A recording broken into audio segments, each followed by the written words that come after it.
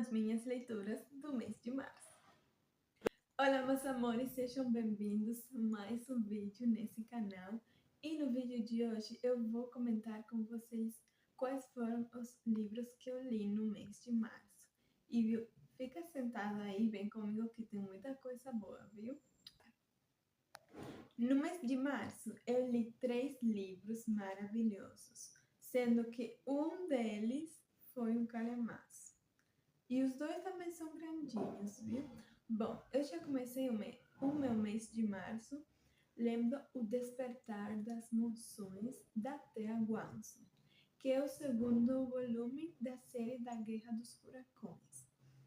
Bom, no segundo volume, neste volume daqui, vamos ver a Talassi se preparando para ser a rainha e aprendendo sobre as coisas do reinado, sobre a realeza, sobre acordos políticos e interesses entre os reinos.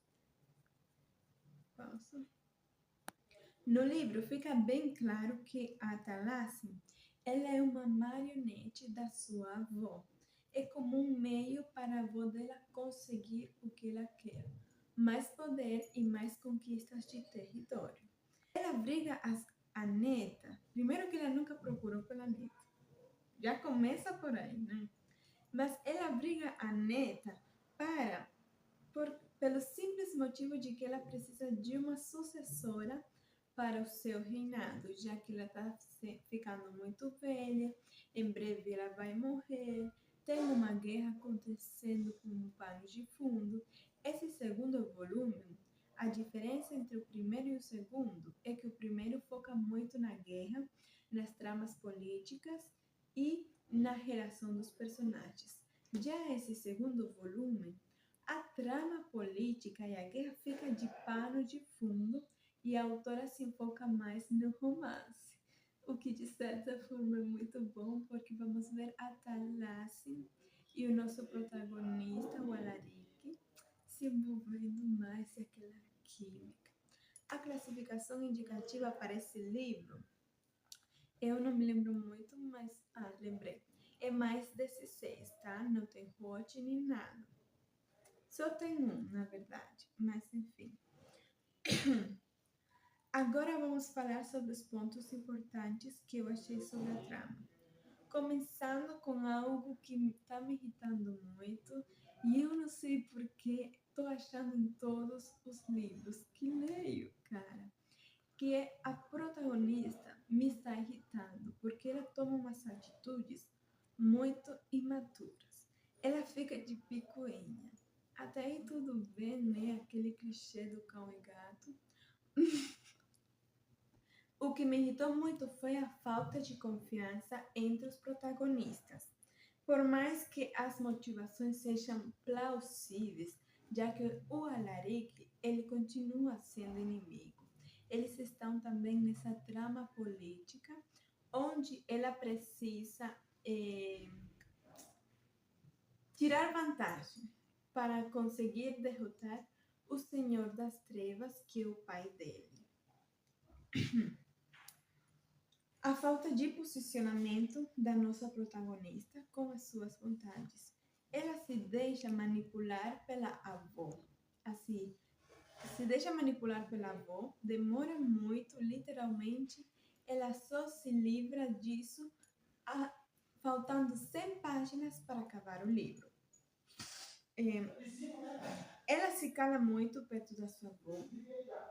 Ela vive tomando decisões erradas exatamente por ter essas atitudes com a sua avó. Por exemplo, quando a avó não está por perto, ela toma a atitude certa, ela se posiciona bem, ela consegue até tramar tramas políticas para a guerra. Já quando a avó fica por perto, ela parece um pássaro numa gaiola, literalmente. Na história, continua... Pausa. Eles precisam se unir para impedir o nulífero. O que é o nulífero? É uma praga que se espalha rapidamente pela floresta, que é como um fogo que vai arrasando com tudo, vai queimando tudo e causa um estrago imenso. Estraga os alimentos, as plantações, mata os animais, incinera cidades e anula a magia e os poderes das pessoas dessa região. Eles também, vale ressaltar que o nulífero, ele é o poder que mantém todo esse reino, todo esse mundo estabilizado. Só que quando ele explode, ele acaba arrasando com tudo. É como você pegar fogo numa floresta inteira. Tudo que está ao seu redor vai ser queimado. E com o nulífero se aproximando, eles vão precisar ficar mais juntos, analisar mais, se desenvolver, praticar para usar os poderes deles em conjunto e eles vão ir se aproximando cada vez mais. Também vamos ver a Thalasse percebendo que talvez as pessoas ao seu redor não sejam exatamente boas. E que talvez a história que contam para ela não esteja realmente 100% correta.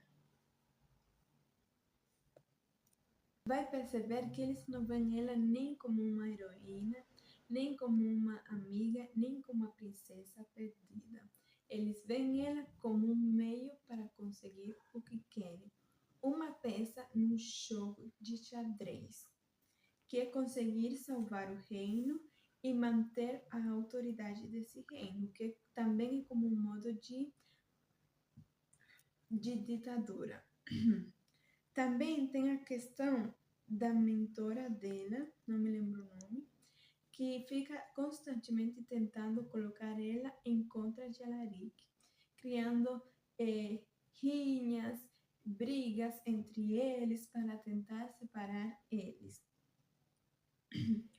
O mocinho, ele também tem uma questão que eu assim, fiquei apaixonada, que ele tem uma relação bem perigosa com o pai dele. Uma relação bem perigosa. Bem difícil, complicada com o pai dele. Ai, pausa. O pai dele, ele é o vilão da história. Então você já imagina a relação dele. E também a mãe dele desapareceu, ninguém sabe o que aconteceu, onde é que a mãe dele está. Não se sabe. O final da história, acontece um plot. Gente, olha, eu fico lembrando desse plot e eu entro em agonia, porque, cara, primeiro, o final é aberto. Já começa por aí. E acontece uma coisa que não tem como você não querer ler o próximo. Tipo, eu preciso do próximo pra ontem, nem pra hoje. E a autora só vai lançar lá fora a continuação em outubro. Assim, é uma trilogia, tá bom? E eu tô muito ansiosa para ver qual vai ser o desenrolar da história. Eu não posso contar, porque é muito spoiler. Mas o que acontece no final muda tudo. Assim, muda tudo na trama da história e no curso que essa história vai seguir. No final, deixa eu ver aqui a nota que eu dei. Eu dei 4 estrelas e meia. Eu achei que eu ia favoritar esse livro, mas eu não favoritei realmente porque a protagonista tá lá, assim, gente, ela me irritou muito, sabe? Eu tava assim, ai, meu Deus. Quando chegava a parte de ela narrar o livro, eu ficava entediante. E o mocinho, eu achei ele que também ele poderia ter tomado umas posições mais arriscadas, sabe? Poderia ter feito mais. Não ficar assim, que nem um bobo plantado num poste. Sai, ó. Daí eu fui ler um romance contemporâneo e tive o meu primeiro contato com a Abby Jimenez. Abby Jimenez, para quem não conhece, ela é uma autora muito famosa por seus romances contemporâneos, em que ela cria pessoas que são muito gente como a gente. São pessoas realistas que têm suas vulnerabilidades, suas dificuldades, que chegam aos 30 e poucos, 40 e poucos anos e não têm toda a sua vida resolvida, não sabem se o caminho que eles escolheram é exatamente o caminho correto. E eu fui ler, e o primeiro livro que eu li dela foi Parte do Seu Mundo. Em Parte do Seu Mundo, como já falei, que é algo característico da autora, é um livro com muitas camadas. Fala sobre luto, sobre traição, sobre perda, sobre traumas, sobre recomeços, sobre personagens reais com medo de se magoar, medo de magoar o outro, medo de não dar certo, e também sobre as frustrações da vida. Aqui nessa trama nós vamos conhecer a Alexis e o Daniel. Eles são dois personagens que têm realidades totalmente diferentes. Algo que a autora vai abordar aqui muito é a disparidade de classe social, onde o nosso protagonista masculino, ele é um fazendeiro que ele trabalha, porém ele não é rico. Já nossa protagonista vem de uma família muito adinerada, é médica, cirurgiã e ela atende no pronto-socorro. O nosso protagonista, ele é marceneiro. Tudo vai acontecer quando a nossa protagonista ela tem um surto em sua vida e ela decide que vai tirar férias. Ela precisa de férias. E vai para essa cidadezinha do interior. O lugar é tão pequeno, mas tão pequeno que parece um bairro. E quando ela chega é de noite. E o carro dela vai dar problema e vai estragar. Aí é onde entra o nosso personagem, que ele está passando pela rua também. De repente para e pergunta, e aí, precisa de ajuda? E aí ele vai ajudar ela fala que chamou já a pessoa lá para socorrer os profissionais que trabalham nisso. Ele fala que o profissional que trabalha ali não está nem aí para as pessoas e ele não vai ir para socorrer ela. E por conta disso, ele decide ajudar ela. Eu gravei um blog de leitura sobre esse livro, vou deixar o link aqui na descrição, vão lá assistir, ele é muito importante, já que lá eu destrincho bem a história, eu explico tudo direitinho, eu elenco os pontos importantes e os pontos que poderiam ter melhorado. Eu explico muito mais sobre essa relação da protagonista com a irmã dele, com a família dela, e a relação do nosso protagonista com a mãe dele, que é um ponto muito importante para a história. Assim que vão assistir lá, hein? Pausa para falar aqui que se você ainda não se inscreveu, se inscreva no canal, ative o sininho, comente, compartilha, que isso me ajuda muito. Já deixe o seu like, sua mão não vai cair por conta disso. E vamos falar mais sobre a história do Daniel e da Alexis, né? Tem uma questão muito importante na história. Na história também que os pais da nossa protagonista, eles pressionam muito ela. Tem essa expectativa social em cima dela. O pai dela, ele é um cara assim, gente, bem nojento, viu? O cara nojento, dá ranço dele. As poucas vezes em que ela aparece na história, você fica, ai meu Deus, esse cara não vai embora não? Meu Deus, que agonia. Já ele é uma pessoa violenta, ele é abusivo, ele maltrata a mãe verbalmente e ao longo da história nós vamos entender essa questão onde os filhos são um reflexo dos pais. As ações que os filhos tomam são por causa do que aprenderam com os pais. Ela entrou num relacionamento abusivo porque a mãe dela estava em um relacionamento abusivo. E quando você percebe esse problema e você decide quebrar com esse ciclo, dizer, não, chega. A partir de agora eu tomo as rédeas do meu destino, eu me respeito e eu só aceito o que eu realmente mereço. Eu me livro de pessoas tóxicas ao meu redor, de pessoas nocivas que só me machucam, e eu escolho viver a vida para o meu bem-estar, tanto emocional como social. Assim, sobre o livro, a história ela é tão real, mas tão real, que parece que você está assistindo ela acontecer na vida real. Parece que você está passando pela rua da sua cidade e de repente vê esse casal se conhecendo, se apaixonando. É como se você conseguisse entrar na mente deles e ver quais são seus traumas, suas vulnerabilidades, suas dificuldades. Assim, eu simplesmente amei esse livro. Eu devorei ele em uma semana. E isso porque eu não tinha tempo para ler, tá? Porque se eu tivesse tempo para ler, com certeza eu teria lido esse livro em um dia só. Porque é um livro viciante, é envolvente, traz tramas, personagens com suas vulnerabilidades, tem uma crítica social muito alta. Aliás, a autora elabora aqui várias críticas sociais, tá?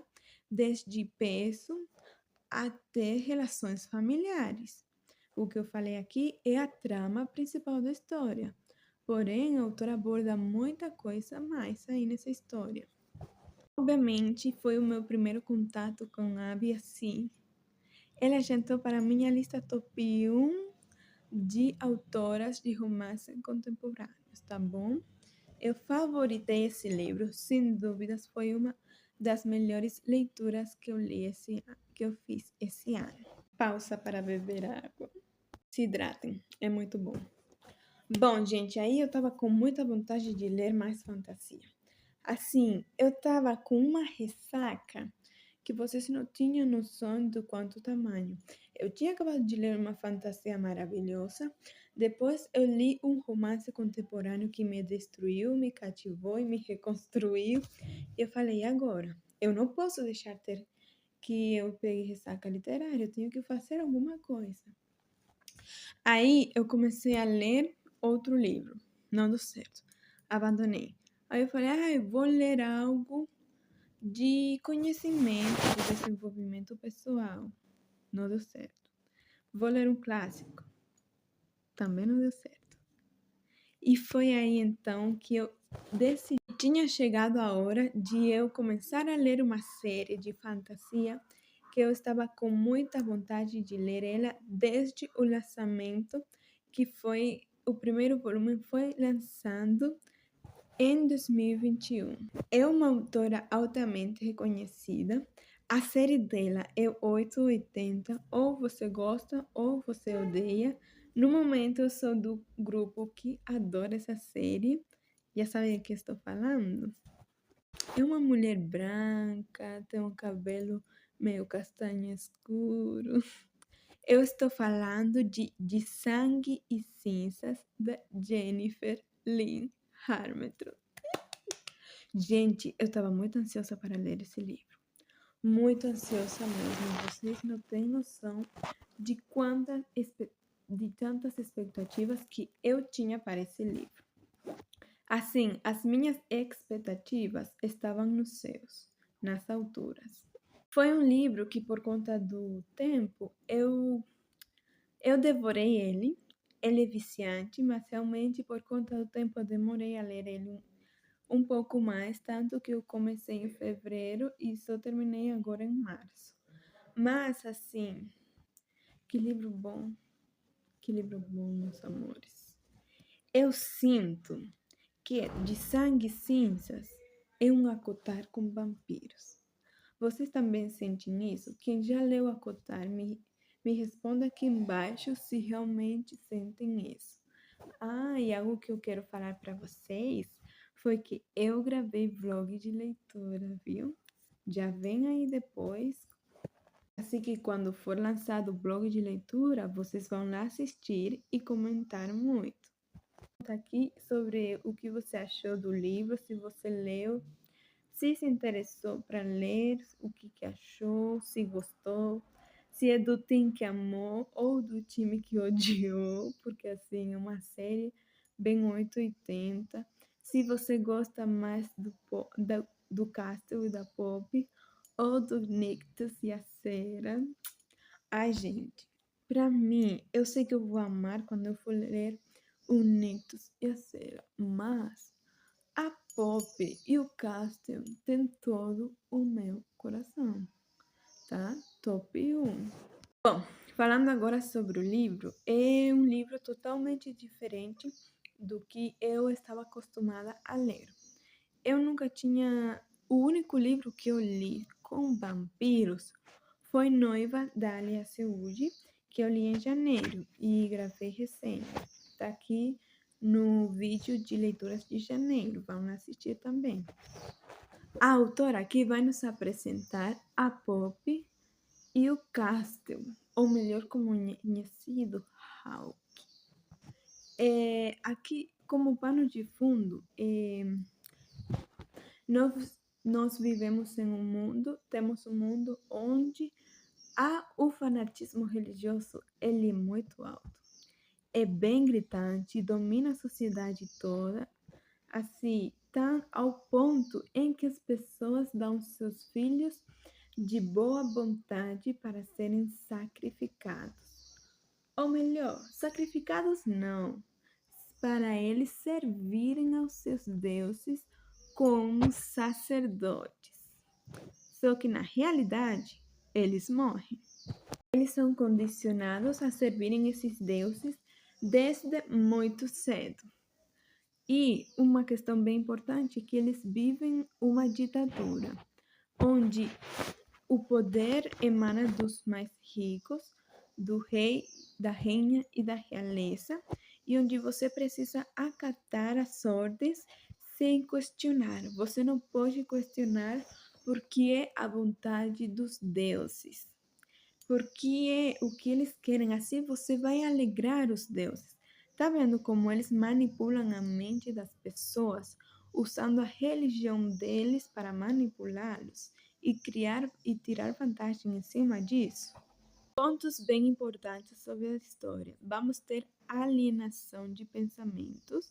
Nós estamos inseridos em uma sociedade alienada, onde eles são criados, condicionados a pensarem de um mesmo modo. Vai ter revoltas, uma forte política de poder, onde você precisa passar por cima das pessoas para conseguir algo na vida, para tirar vantagem delas, onde a violência é a solução. Não, para que conversar quando eu posso simplesmente sacar a minha espada e conseguir o que eu quero? Aqui eles são divididos em duas vertentes: os ascendidos e os descendidos. Os ascendidos são esses que foram são essas pessoas que elas foram destinadas a servir aos deuses. Já os descendidos são os vilões da história. E também temos os Atlantes, que são vampiros que se alimentam do sangue de outras pessoas para sua sobrevivência. Os ascendidos são esses sacerdotes que vão servir essas pessoas para servir a coroa e tudo mais. E os descendidos são os vilões da história. Eles são violentos, eles são sanguinários e dirigidos pelo Senhor das Trevas, onde eles absorvem o sangue deles, sugam todo o seu sangue, deixando eles só pele e osso, dando origem aos vorazes. Quem são esses vorazes? São monstros que atacam outras pessoas e matam ela para se alimentar do sangue dela, já que eles são literalmente pele e osso. Eles atacam isso para absorver o sangue, para ter sangue, porque eles já não têm sangue em seu corpo. Aí a nossa protagonista, a Penélope, ou melhor conhecida como Poppy, ela está bem próxima da sua ascensão e se está preparando, né, os últimos detalhes para ela ascender, para servir aos deuses. Ela é uma doncella que foi designada exatamente para servir os deuses. Porém, com a ascensão dela chegando, de repente começam a acontecer umas coisas meio estranhas. De repente, corpos começam a aparecer, rumores de guerra, morte, soldados estranhos e sussurros de que o Senhor das Trevas vai sequestrar a doncella como barganha. Também temos uma peste que está uma doença que está matando as pessoas. E ao longo da trama nós vamos descobrir qual é essa doença quem causa e o que causa essa doença. Também, com essas coisas acontecendo, a nossa protagonista, ela começa a se questionar sobre o seu papel verdadeiro nesse reino. Se a decisão que ela aceitou seu destino é realmente a correta. Se suas escolhas são realmente corretas. Ela reforça muito o conceito de que não tomar uma atitude, não tomar uma decisão, já é uma ação tomada, já é uma decisão tomada, já é um posicionamento. Porque você está escolhendo não escolher. Aí a nossa protagonista vai embarcar nessa jornada de autodescoberta, de recomeços, de se conhecer realmente e não deixar-se alienar pela sociedade em que ela vive, sobre escutar sua própria voz, sobre se posicionar e não se calar. Ela foi, desde pequena, ela foi criada a se manter calada. Os que seus senhores, os cuidadores delas falam, é o correto, é o que está certo, ela precisa aceitar e é isso aí. Aí ela começa a se perguntar: será que isso é realmente verdade? A história que eles me contaram é realmente a história correta? Ou será que não? Será que é realmente assim como estão contando isso? Ou estão faltando algumas informações? Assim, não tenho palavras para descrever o quão maravilhoso esse livro é. Esse é o tipo de livro que, por mais que as pessoas falem, por mais que inclusive eu venha e fale para vocês sobre essa história, não tem como expressar a total importância que essa história tem. Você precisa ler para descobrir o quão maravilhoso e o quão envolvente, impactante e diferente essa história é. Entender realmente a essência desse livro. Assim, gente, é um livro viciante. No começo você começa a ler, oh, estou interessada. No meio do livro você fala, opa, o que está acontecendo aqui? Alguém me explica. Estão acontecendo uns negócios aqui meio estranho, né? De repente um corpo começa a aparecer, que não é que ele ia virar sacerdotisa, o que está acontecendo? E aí, depois de 60% do livro, acontece uma reviravolta e o livro vai por um rumo totalmente diferente do que nós achávamos que ia acontecer. E aí você fica, ai meu Deus, eu preciso da continuação para logo, o que está acontecendo? É simplesmente, esse livro é maravilhoso. 5 estrelas, eu favoritei esse livro e arrisco dizer que é o melhor livro que eu li esse ano. Entre todos os favoritos, é o melhor. Subiu para a lista de top 1. E o cast, gente, ele assim, eu diria que o livro, ele é como se fosse um dark romance bem de levinho, mas não chega a ser tão dark, sabe? A autora só dá uma pincelada nisso. Assim, eu amei, melhor série da vida, assim. Eu senti com essa série o que eu senti lendo a Cotar. Na minha opinião, de sangue e cinzas é você pegar Trono de Vidro, pegar Acotar, juntar ele, misturar e aí você tem de sangue e cinzas. É por isso que as pessoas falam que é um Acotar com vampiros, porque sim, aqui nós temos vampiros. Bom, meus amores, esse foi tudo pelo vídeo de hoje. Esses foram os livros que eu li esse mês de março. Eu li muita coisa. Foram livros assim grandes, que tem suas 500 e poucas páginas. Esse mesmo tem 600 páginas, quase chegando a 700 páginas. Eu fiquei bem surpresa porque eu achei que eu não ia ler basicamente nada. E eu já tô terminando Um Reino de Carne e Fogo, tá? Assim que eu terminar, eu vou trazer resenha para vocês. Eu espero muito que vocês tenham gostado desse vídeo. Se gostaram, já sabem, deixa seu like, se inscreve no canal, comenta, compartilha, que isso me ajuda muitíssimo. E eu te espero no próximo vídeo. Um super beijos para vocês e até o próximo vídeo. Tchau! Oh, me conta aqui embaixo quais foram os livros que você leu esse mês. E agora sim eu tô indo. Beijos!